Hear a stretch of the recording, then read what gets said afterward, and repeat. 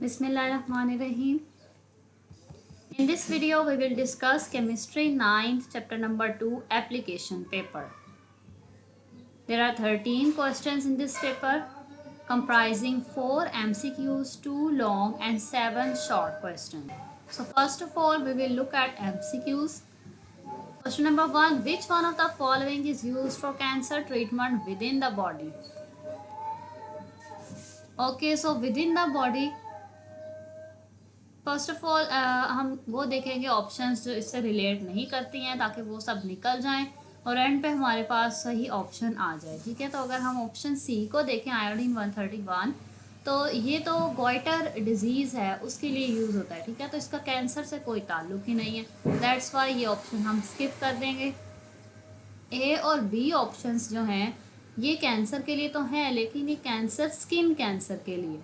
ठीक है, तो ये दोनों ऑप्शंस भी स्किप हो गए। Only option left is option D, cobalt 60।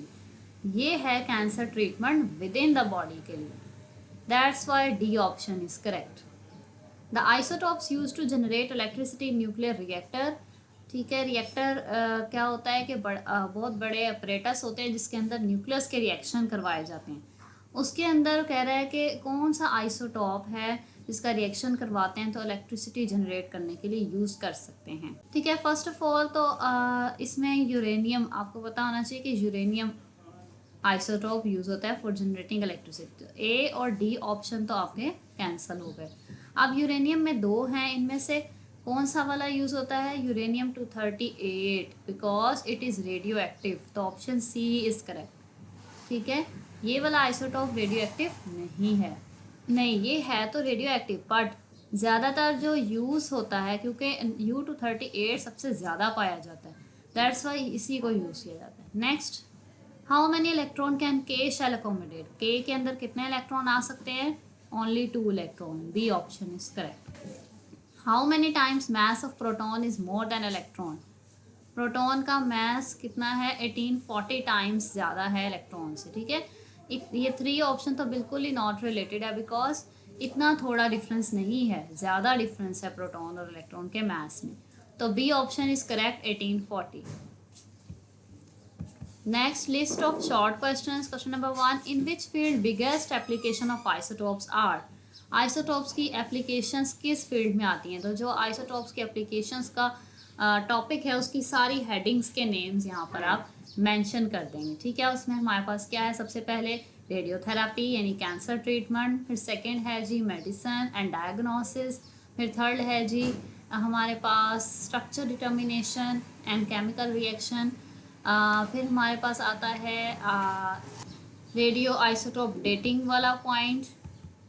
ठीक है, और लास्ट पे, ठीक है, और डेटिंग वाले को उसने लिखा है हेडिंग में archaeological and geological use, and last है जी application in power generation. Okay, तो ये सारी हेडिंग्स के नेम्स आपने यहाँ मेंशन कर देने हैं।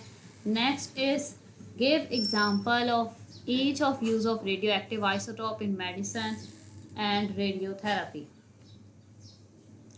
कि इनके मेडिसिन और रेडियोथेरापी में क्या क्या यूजेस हैं? तो मेडिसिन के अंदर पहले रेडियोथेरापी का देख लेते हैं, और दो यूजेस अगर आप मेंशन कर दें दोनों के तो वो आपके काफ़ी होंगे। ठीक है, रेडियोथेरापी में आपको पता है कि स्किन कैंसर के लिए फास्फोरस 32, स्ट्रोंशियम 90 यूज़ होते हैं, जबकि अगर cancer with in the body हो तो उसके लिए कोबाल्ट 60 यूज़ होता है। ठीक है, और डायग्नोसिस एंड मेडिसिन में आयोडीन 131 है। ठीक है, ये किस लिए यूज़ होता है कि हमारे गले में ग्लैंड होता है, थायराइड ग्लैंड, जब आयोडीन की कमी हो जाती है तो वो ग्लैंड जो है वो स्वेल हो जाता है, जिसकी वजह से पूरी नेक स्वेल हो जाती है, एक डेंजरसली स्वेयरली हो जाती है। तो उस डिजीज़ को कहते हैं गॉइटर। उसके डिटेक्शन के लिए आयोडीन 131 का आइसोटोप यूज़ होता है। इसी तरह बोन ग्रोथ को चेक करने के लिए भी टेक्नीशियम का आइसोटोप यूज़ होता है। तो ये दो एग्जाम्पल आप इसमें कोट करेंगे। Next, how thyroid gland is detected in patient? बल्कि आएगा जी how goitre is detected in patient. ठीक है, तो इसको पेपर के अंदर आपको यहाँ गॉइटर ही लिखा आएगा। खैर, आपने क्या लिखना है वही चीज़ अभी हमने पढ़ी आयोडीन 131 वाली लाइन, ठीक है, वो इसमें आ जाएगी। Next, for what purpose iodine 131 is used? ठीक है, इसमें अगेन गॉइटर वाला ही आ जाएगा। ठीक है, क्योंकि एप्लीकेशन बेस्ड पेपर है, इसमें यूजेस वाले क्वेश्चंस आएंगे। तो उन्होंने डिफरेंट तरह से क्वेश्चंस को पूछा गया है कि ज़्यादातर इसमें यूजेस वाले ही आएंगे। Next, explain how isotopes are used as tracer for diagnosis and medicine. ठीक है, ये ट्रेसर के तौर पे यूज़ होते हैं आइसोटोप्स डायग्नोसिस एंड मेडिसिन। तो यही वही वाला पॉइंट है आयोडीन 131 वाला, टेक्नीशियन वाला, वो इसमें आ जाएगा, टेक्नीशियम। नेक्स्ट है right uses of isotopes in radiotherapy, again cancer वाला आ जाएगा पॉइंट। ठीक है, नेक्स्ट है right the drawbacks of Rutherford's atomic model. तो इसमें आप रदरफोर्ड के एटॉमिक मॉडल के डिफेक्ट्स लिखेंगे। ठीक है, here you got defects. First of all, according to classical theory of radiation, electrons being the charged particle should release or emit energy continuously. And ठीक है, वो कहता है कि जो वो रदरफोर्ड का मॉडल था वो क्लासिकल थ्योरी के अकॉर्डिंग था, ओल्ड थ्योरी। वो क्या कहती थी कि इलेक्ट्रॉन जो है उसको हर वक्त अपनी एनर्जी रिलीज़ करते रहना चाहिए, कॉन्टीन्यूसली रिलीज़ करते रहना चाहिए।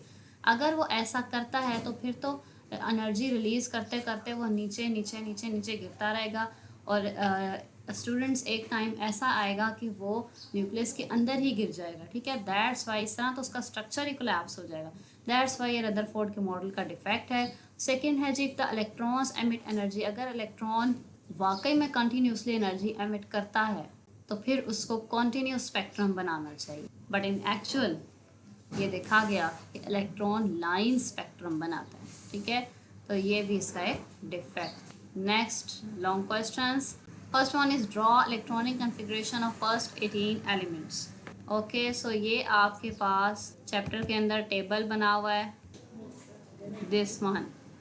ये पूरा टेबल आप इसमें कोट कर देंगे। ठीक है, इसमें आप एलिमेंट के नाम का अलग नंबर मिलेगा, सिंबल लिखेंगे तो अलग मार्क मिलेगा, एटॉमिक नंबर का भी अलग मार्क होगा, इलेक्ट्रॉनिक कॉन्फ़िगरेशन का भी अलग। इसलिए आपने सारी चीज़ें लाजमी मेंशन करनी है। ठीक है, ये 1 से लेके 18 तक एटॉमिक नंबर्स की नेम्स हैं और इनके सिंबल्स हैं और इनकी इलेक्ट्रॉनिक कॉन्फ़िगरेशन है। ओके, तो ये इलेक्ट्रॉनिक कॉन्फ़िगरेशन लिखते कैसे हैं मैं आपको थोड़ा सा गाइड कर देती हूँ। ठीक है, लेकिन उसको लिखने के लिए आपको पहली बात यह है कि एटॉमिक नंबर याद होना चाहिए। आपको पता होना चाहिए कि बोरोन है तो बोरोन का एटॉमिक नंबर क्या है, ये चीज़ें आपको याद होनी चाहिए। ठीक है, एटॉमिक नंबर याद होगा तो ये आप इजीली लिख सकते हैं। ठीक है, किस तरह से, चलें उसको भी देख लेते हैं। So let's start.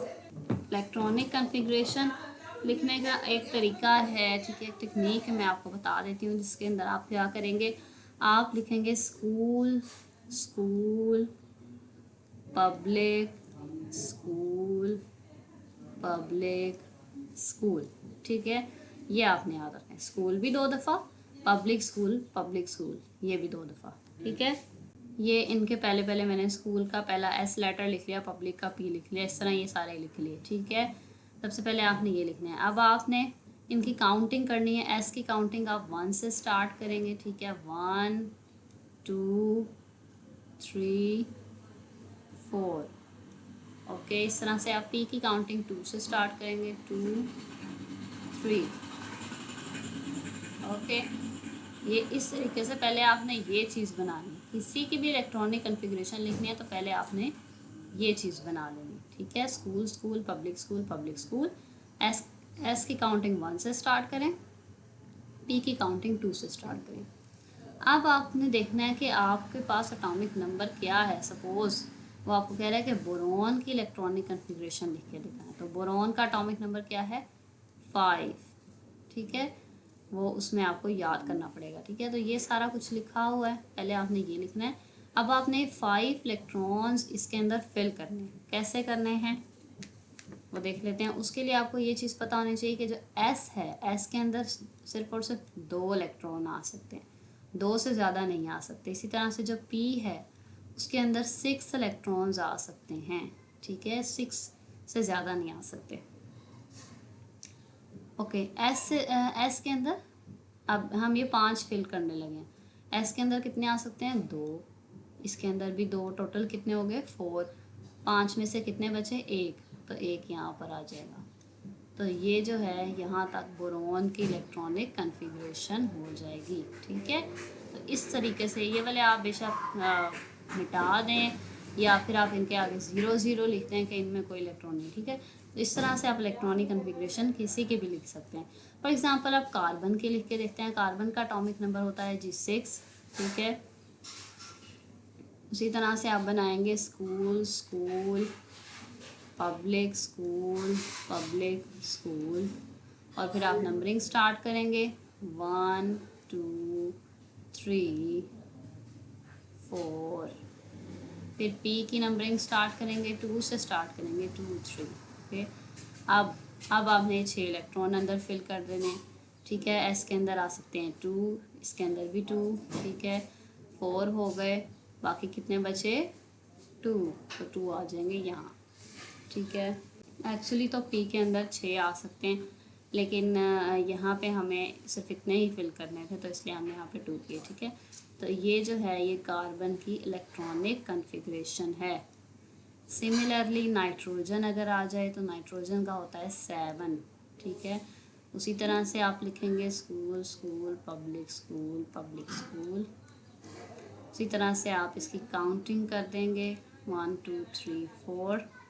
पी की काउंटिंग करेंगे 2 3, और अब आप 7 इलेक्ट्रॉन फिल करेंगे। एस में 2 आ सकते हैं, एस में 2 आ सकते हैं, 4 हो गए, बाकी कितने बचे 3, तो 3 आ जाएंगे पी में। ये नाइट्रोजन की इलेक्ट्रॉनिक कन्फिग्रेशन आ गई, ठीक हो गया। इसी तरह से सल्फ़र की लिख लेते हैं। सल्फ़र का होता है एटॉमिक नंबर 16, ओके। उसी तरह से ये आप बना लेंगे पहले स्कूल, स्कूल, पब्लिक, स्कूल।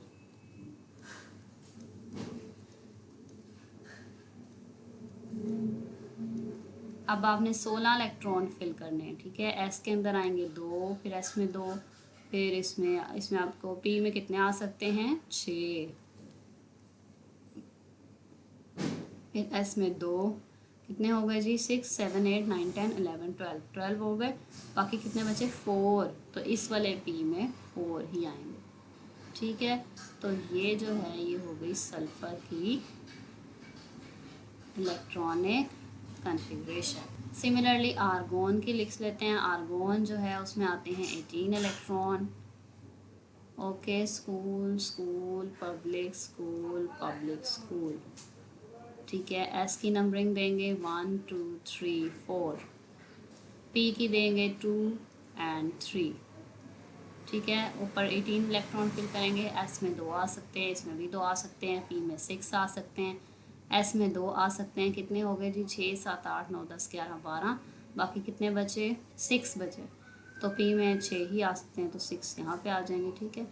ये हो गई आर्गोन की इलेक्ट्रॉनिक कन्फिग्रेशन। इस तरीके से सबकी आप इलेक्ट्रॉनिक कन्फिग्रेशन लिख सकते हैं। फॉर एग्जांपल अगर हाइड्रोजन की आप लिखना चाहते हैं, हाइड्रोजन का एटॉमिक नंबर होता है 1, ओके। तो आप लिखेंगे स्कूल, स्कूल सारा लिखने की क्या ज़रूरत है, क्योंकि एक ही तो इलेक्ट्रॉन फिल करना है, तो सिंपल 1 ऐसे लिख लें। और इसके ऊपर एस के अंदर कितने इलेक्ट्रॉन आ सकते हैं 2, लेकिन हमारे पास है ही सिर्फ एक, तो 1, तो 1s1 हाइड्रोजन की इलेक्ट्रॉनिक कन्फिग्रेशन है। हीलियम जो है वो होता है 2, तो उसकी क्या होगी 1s2 होगी, ठीक है। इस तरीके से आप किसी की भी इलेक्ट्रॉनिक कन्फिग्रेशन लिख सकते हैं, और इस तरह इन्होंने यहाँ पर सारी लिखी हुई हैं, ठीक है। तो अगर आप ये तरीका समझ लें तो आप ही सबकी खुद ही लिख सकते हैं, बस आपको एटॉमिक नंबर याद करने पड़ेंगे। So next question is give the use of isotopes in the fields of radiotherapy, medicine, archaeology, structure determination and power generation. तो इन सब के यूजेस जो हैं वो आप मेंशन करेंगे। रेडियोथेरेपी में इसका यूज़ है कैंसर ट्रीटमेंट में, ठीक है। अगर स्किन कैंसर का ट्रीटमेंट करना हो तो फिर हम फास्फोरस 32 स्ट्रोंशियम 90 लेते हैं, क्योंकि इनके अंदर से बीटा रेडिएशंस निकलती हैं, ठीक है। जो बीटा रेडिएशंस हैं वो ज़्यादा पेनिट्रेट नहीं करती, ज़्यादा अंदर तक नहीं जाती, ऊपर ऊपर स्किन पे ही रहती हैं, ठीक है। इसलिए स्किन कैंसर के लिए ये फास्फोरस 32 स्ट्रोंशियम 90 ठीक है। उसके अलावा कैंसर अगर विद इन द बॉडी हो, बॉडी के अंदर तक रेडिएशंस डालनी हो, तो फिर कोबाल्ट 60 यूज़ करते हैं, क्योंकि उसमें से गैमा रेज निकलती हैं जो अंदर तक चली जाती हैं।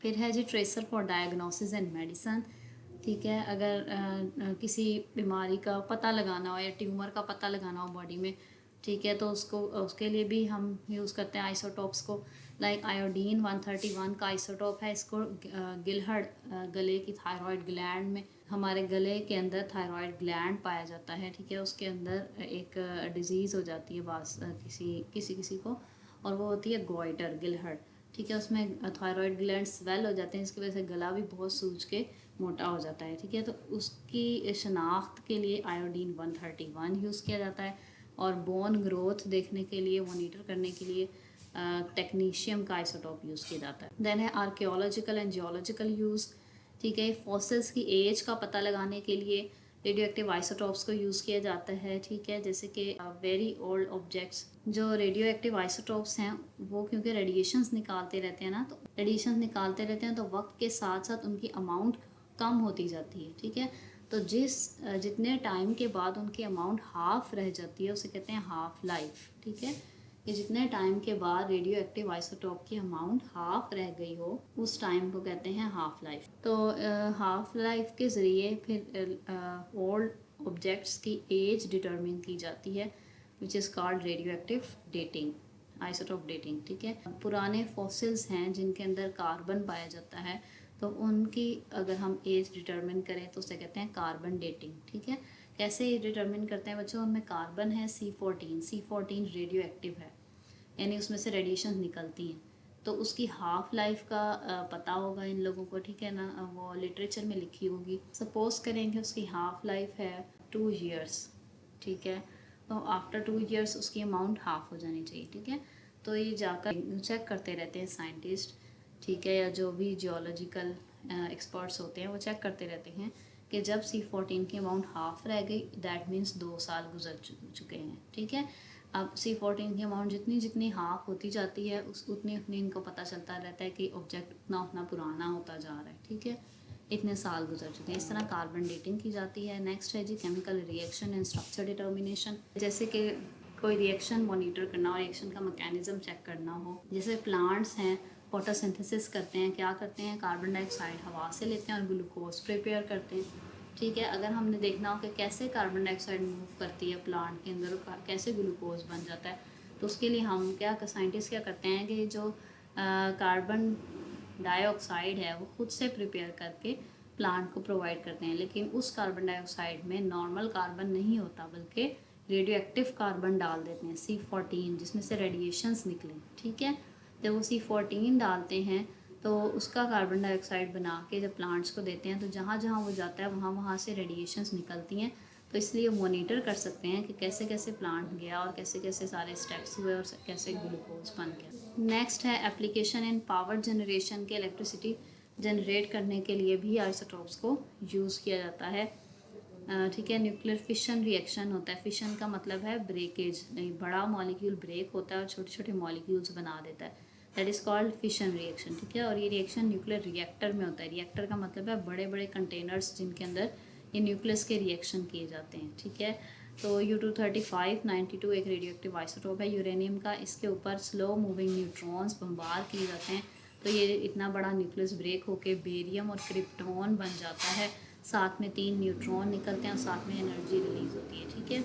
ये इनके एटॉमिक मास और एटॉमिक नंबर है, यानी न्यूट्रॉन और प्रोटॉन इन्वॉल्व है रिएक्शन में, इलेक्ट्रॉन इस रिएक्शन में इन्वॉल्व नहीं है, ठीक है। That's why they're called nuclear reactions. और इसमें जो बच्चों न्यूट्रॉन है उसका 1 और 0 है, ठीक है। 235 + 1 कितने हुए, 236, ठीक है। तो इस साइड पे भी टोटल 236 ही आना चाहिए, ठीक है। सारे एटॉमिक मासेस का सम 236 होना चाहिए, फिर आपकी बैलेंस हो जाएगी। अच्छा, तो इसमें जो एनर्जी बहुत सारी रिलीज़ होती है, ये क्या करती है, इस एनर्जी से वाटर हीट अप होके स्टीम में कन्वर्ट हो जाता है, यानी कि भाप बन जाती है। फिर उस भाप से टरबाइंस चलते हैं और टरबाइंस से फिर इलेक्ट्रिसिटी जनरेट होती है, और इस तरह से इसका यूज़ है।